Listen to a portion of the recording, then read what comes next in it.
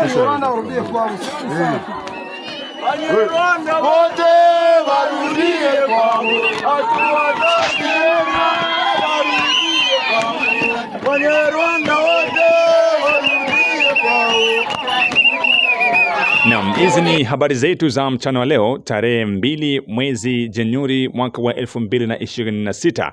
Tumeuaga tayari mwaka wa 2025 na sasa tuko pamoja mwaka wa 2026. Msikilizaji na mtazamaji wetu, nakusihi kuendelea kusubscribe channel hii, kucomment, lakini pia kushare ili uendelee kupata habari zetu za ukweli kuhusu kile kinachoendelea mashariki mwa DRC, hususan uko kwenye uwanja wa vita. Hii ni Amani TV Media na mimi ni mtangazaji wako Ramsey Ramadhani. Tuko hapa kuendelea kupatia habari za ukweli na za uhakika kuhusu hali ya usalama mashariki mwa DRC.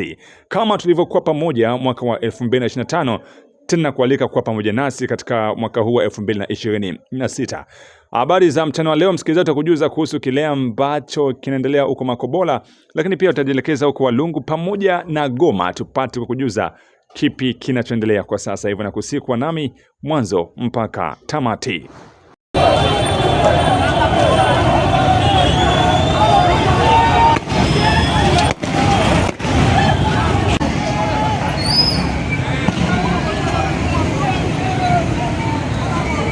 Na moja kwa moja tufungue ukurasa wetu wa habari na habari kutoka uko Makobola, uko ni ndani ya tarafa la Fizi, ambako baada ya taarifa kusambaa kwa kasi kupitia mitandao ya kijamii zikidai kuwa kanali wa FARDC anayetambulika kwa jina la Michel amepokea rushwa ili kuwaruhusu wahasi kupita katika maeneo ya operation, kikao cha dharura kimefanyika katika eneo la Makobola ili kutafuta ufumbuzi wa tuhuma hizo nzito ambazo zimemkabili kiongozi huyo wa FARDC. Kikao hicho kiliitishwa kufuatia uzito wa madai hayo ambayo yameibua wasiwasi mkubwa miongoni mwa wananchi na wadau wa usalama, hasa ikizingatiwa nafasi ya juu anayeshikilia kiongozi huyo ndani ya jeshi la Jamhuri ya Demokrasia ya Kongo uko kwenye operation kwenye uwanja wa vita jimboni Kivu Kusini. Mkutano huo uliwakutanisha viongozi wakuu wa makundi mbalimbali ya wazalendo pamoja na wahusika wengine wa kijamii na kiusalama kwa lengo la kujadili kwa kina tuhuma hizo na hatari zake kwa hali ya usalama katika eneo hilo. Katika kikao hicho, washirika walisisitiza umuhimu wa ukweli kujulikana, uwajibikaji kuheshimiwa na taasisi za ulinzi kuchukua hatua za haraka na za haki iwepo tuhuma hizo zitathibitishwa. Aidha, wito unatolewa na kuepuka uvumi wa taarifa zisizothibitishwa ambazo zinaweza kuchochea chuki miongoni mwa wananchi. Majadiliano yalilenga pia kuimarisha msimamo kati ya jeshi la taifa FARDC na makundi ya wazalendo pamoja na kuhakikisha kuwa mapambano ya kulinda raia na maeneo yao hayaingiliwi na vitendo vya rushwa au usaliti. Kutoka kwenye kikao hicho, haya hapa ni yale yaliyoshikiliwa kama mambo makuu yaliyozungumzwa na wazalendo kutoka pande zote, lakini pia jeshi la Jamhuri ya Demokrasia ya Kongo FARDC kuhusu tuhuma hizo ambazo zilimkabili kiongozi huyo wa FARDC kutoka huko kwenye uwanja wa vita, Mheshimiwa Kanali Michel. Mimi ambaye ninayeongea hapa ni President Gatabishwa Gabriel, President wa CPLC Bar FABB ambayo inaongozwa na Delfe Kalembe Ngomazito. Kufatana na marezo sosio ambazo watu wanaandika madraft kwa ajili ya CPLC Bar FABB kusema kama Colonel Michel observance wa commandant secteur ambaye iko baze Makobola ke iko traitre. No, sisi CPLC Bar FABB tunaunga FARDC mkono kwa kupigania nchi yetu, kwa sababu nchi yetu inavamiwa. Na hapa kwenye tuko pamoja na Colonel Michel na Commandant Delfe Kalembe Ngomazito General na pamoja na General Mzee William Amuri ya Kutumba. Na tunapenda kuambia wakongomani kama wale ambao wanapenda kuleta chokochoko na kutudivize hawataweza, kwa sababu sisi tunaamini kama tuko nagombania nchi yetu na tuko pamoja na FARDC kama sisi wazalendo. Najua kila kitu kitaenda sawa. Nous devons être unis pour que nous puissions combattre l'ennemi. Merci. Tunashukuru sababu tunajua kwamba tuko wote hapa. Mimi naitwa William Amuri ya Kotumba, Cordo VDP RAD, niko kufront Makobola. Je pense que tuko sote hapa pamoja na Colonel Michel, pamoja na Commandant Ngomanzito na wengine wa ofisi mbalimbali hapa. Tuko hapa chini ya nyumba, nadhani tuko na partage kidogo meza hapa kwa chakula kidogo, lakini sasa tunapenda kuambia wakongomani kama sisi sote FRDC wazalendo, sisi wote tuko ini kukitu kimoja ya kusauver patrie. Donc tuko apele kusauver patrie anta inu.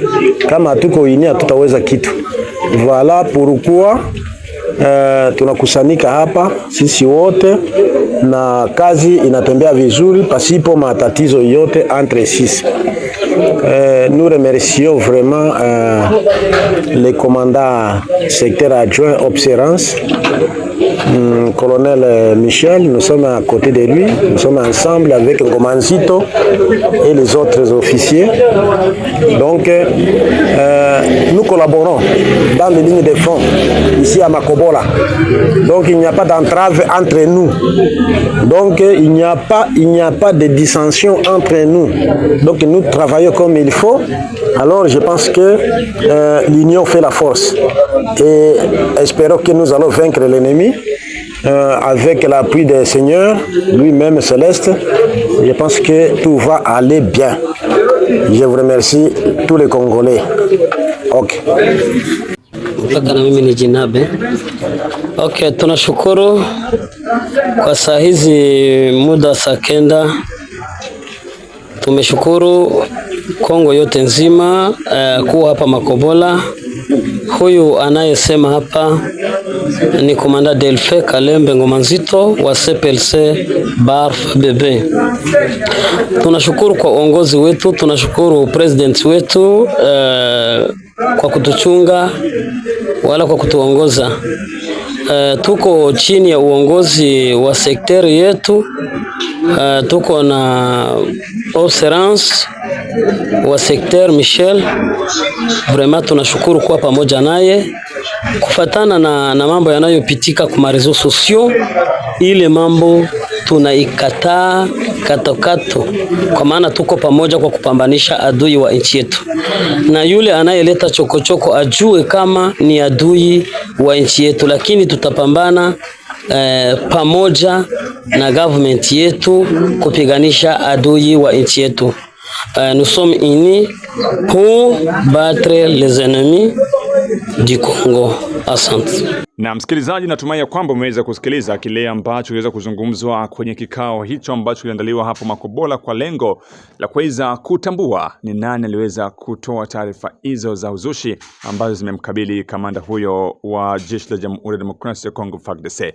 Na tahadhari kubwa imetolewa kwa wale ambao wameendelea kusambaza habari za uongo kwa ajili ya kutaka kuwagawanya wazalendo pamoja na jeshi la taifa FARDC, huku wazalendo wamesema kwamba wao wanatumika bega kwa bega na serikali na vikosi vya jeshi la taifa FARDC.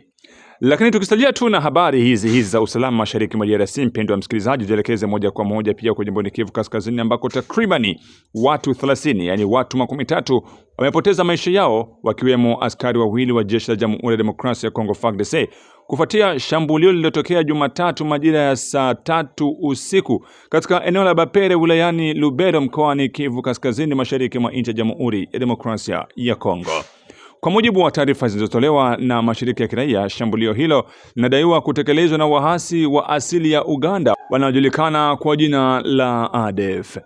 Washambuliaji walivamia vitongoji vya maendeleo ya Katanga na kusababisha vifo vingi vya raia pamoja na uharibifu mkubwa wa mali. Tukio hilo la kikatili linatokea wakati wananchi walikuwa katika shambra ya kusherehekea kuingia mwaka mpya. Hali hiyo ilizidisha hatari za shambulio hilo, kwani watu wengi walikuwa wamekusanyika katika makazi yao bila kutarajia tukio la aina hiyo. Mbali na vifo, taarifa za awali zinaeleza kuwa nyumba kadhaa zimechomwa moto na mali ya wananchi kuharibiwa, jambo lililosababisha hofu mkubwa na wakazi wengi kukimbia makazi yao kuelekea maeneo yanaonekana kuwa salama zaidi. Kwa sasa mamlaka za mitaa kwa kushirikiana na vyombo vya usalama zinaendelea kufanya tathmini ya kina ya hasara za kibinadamu na mali zilizotokana na shambulio hilo. Operesheni za usalama zimehairishwa katika eneo hilo ili kuzuia mashambulio zaidi na kuwalinda raia katika eneo hilo. Mashirika ya kiraia na viongozi wa jamii wamelaani vikali shambulio hilo, wakitoa wito kwa serikali kuongeza ulinzi wa raia na kuhakikisha juhudi za kurejesha usalama wa kudumu katika maeneo yanayoendelea kukumbwa na mashambulizi ya makundi yenye silaha. Hali ya kiusalama katika eneo la Lubero na maeneo mengine jimboni Kivu Kaskazini inaendelea kuwa tete, huku wananchi wakiishi katika hofu ya mashambulizi ya mara kwa mara, hasa kutoka kwa makundi ya waasi kama ADF.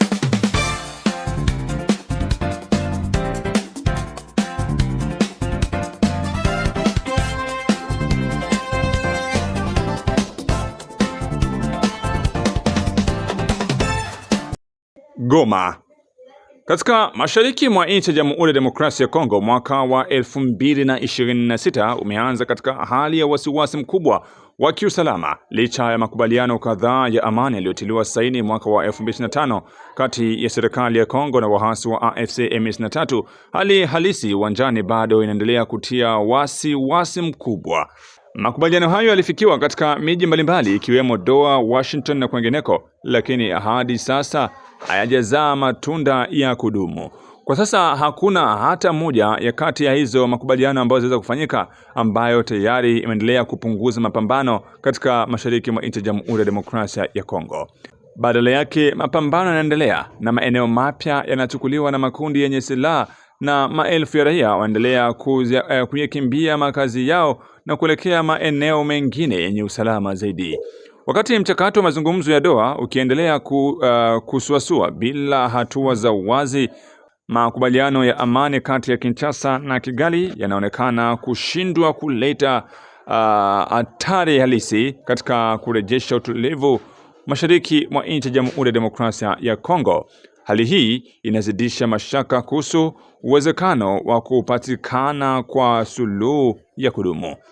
Kwa upande wa waasi, viongozi wa AFC M23 wanaendelea kutoa kauli kali na za kuchochea, wakitangaza wazi kuwa wataendeleza mapigano katika mwaka wa 2026. Kauli hizi zinatia hofu zaidi kwa raia wanaotamani amani na usalama wa kudumu. Tukusalia tu hapo Goma, msikilizaji, ni kwamba baada ya raia wa Goma kutangaza maandamano yao tarehe 29 Disemba mwaka wa 2025 kusemea kwamba maandamano yatafanyika tarehe 2 mwaka huu, hatimaye uongozi wa waasi wa AFC M23 umesimama katikati na kupinga uwepo wa maandamano hayo yasifanyike katika mji huo wa Goma. Katika harakati hizo za kupinga maandamano hayo, raia wa mji wa Goma watu baki kimya, waendelea kusimama kidete kwa kutaka waasi wa M23 waweze kuondoka katika mji huo. Licha ya marufuku na uandamizaji unaolenga kuzuia wananchi kutekeleza kwa uhuru jambo lao, wananchi wa Goma waendelea kuonesha uimara wao kwa kutaka waasi waondoke. Licha ya waasi wamewakataza katu kuweza kusimama barabarani kwa ajili ya kuweza kuandamana kama ilivyopangwa. Kutoka Goma, video hizi hapa za leo tarehe 2 mwezi Januari mwaka wa 2026.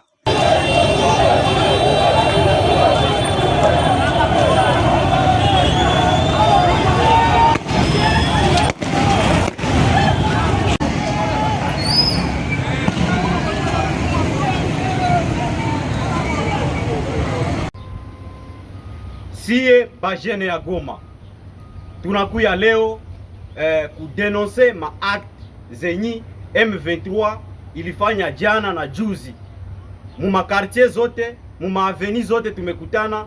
M23 iko inafunga watu wa jene surtout bana babeba kumakasho. Bajene benyi abana problem, bengine bana bakutana mu manyumba bana bafunga. Koze yenyiko bana basipsone kama balikuwa parmi ba organisateur ya marche pacifique yenyi ingelipasha fanyika leo le 2. En plus tunakutana M23 ina déployé leo asubuhi le 2 janvier 2026 ba soda na ba police bebako bien armé ma arme lourd bana bapitisha mu ma avenue zote kwa juu ya kuchunga ba manifesta wenyi batenda fanya manifestation. Kwa hiyo manifestation wenyi wali oblige ka population iende ifanye, hakuna mwenyi alisemaka sababu ilikuwa par obligation. Vijana ambao wamesema nao pia wanataka fanya marche pacifique, tunaona M23 inakuya na kuanza wafunga. Tunaomba liberation yao sa condition ni délai. Pia tumesikia kama kijana ambaye alifungwa mardi dernier Mugisho amesha kufa, M23 imemuua. Tunaomba population yote ilamuke na kusema kama Mugisho anapashwa onekana akiwa huru na uhai, maana ni haki ya kila Mkongomani. Tunaendelea pia kusema kwa M23 kama ni kufunga population, make watafunga population yote, watafunga bajene yote. Mimi naomba bajene tuendelee kusimama, tuendelee kusoutenir kila mtu mwenye iko na organize hii marche. Tusichoke, tuendelee, tunajua pamoja tutaweza. À Goma, nous alertons la communauté nationale qu'internationale. L'M23 vient d'arrêter au moins 70 à 80 jeunes. Ces jeunes sont soupçonnés d'être en contact avec les personnes qu'ils qualifient que ce sont les organisateurs de la manifestation. Avoir les numéros de quelqu'un qui est en train de communiquer sur les manifestations ne fait pas de lui complice de ces derniers. S'il vous plaît, libérez les innocents. À partir de 18h, nous venons d'enregistrer au moins 70 à 80 jeunes qui sont déjà aux arrêts. Plusieurs personnes continuent d'être arrêtées. Le simple fait parce que tu parles avec celui-ci, on t'a vu, tu as commenté comme ça, on t'arrête. M23, vous allez arrêter plusieurs innocents. Libérez les gens s'il vous plaît. Vous venez d'arrêter les jeunes innocents qui n'ont rien à voir avec la manifestation de demain. Donc vous allez aussi aller arrêter mon grand-père parce qu'il a mon numéro. Donc vous allez aussi aller arrêter mes voisins parce qu'ils ont mon numéro. S'il vous plaît, libérez les innocents. Na tuelekeze moja kwa moja huko Walungu, msikilizaji na mtazamaji wetu, ambako wananchi wa tarafani Walungu waendelea kukabiliwa na kuongezeka kwa vitendo vya vurugu vinavyotokana na mapigano kati ya majeshi ya serikali FARDC na makundi ya wahasi hususan M23. Kwa mujibu wa taarifa zilizopatikana kutoka eneo hilo, raia kadhaa wanadaiwa kupoteza maisha yao wakati wa operesheni zinazohusiana na mapigano hayo. Aidha, nyumba nyingi zimeripotiwa kuchomwa moto, hali iliyosababisha familia nyingi kulazimika kuhama makazi yao na kukimbilia maeneo yanaonekana kuwa salama zaidi. Hali ya binadamu katika jimboni Kivu Kusini inaendelea kuzorota, huku idadi ya watu wanaokimbia makazi yao ikiongezeka siku baada ya siku.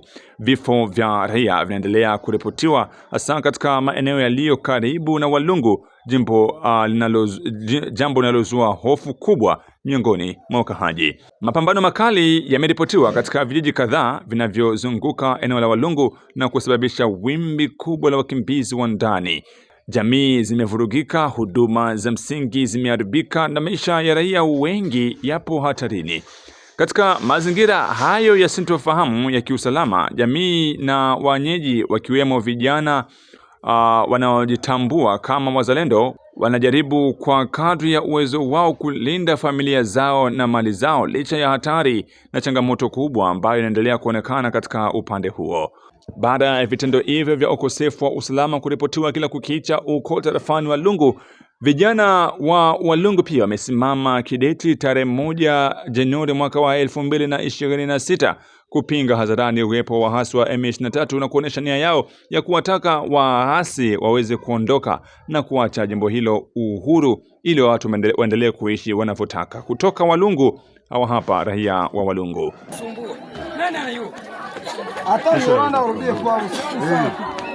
Wanyarwanda wote warudie kwao, hatuwataki tena, warudie kwao. Wanyarwanda wote warudie kwao.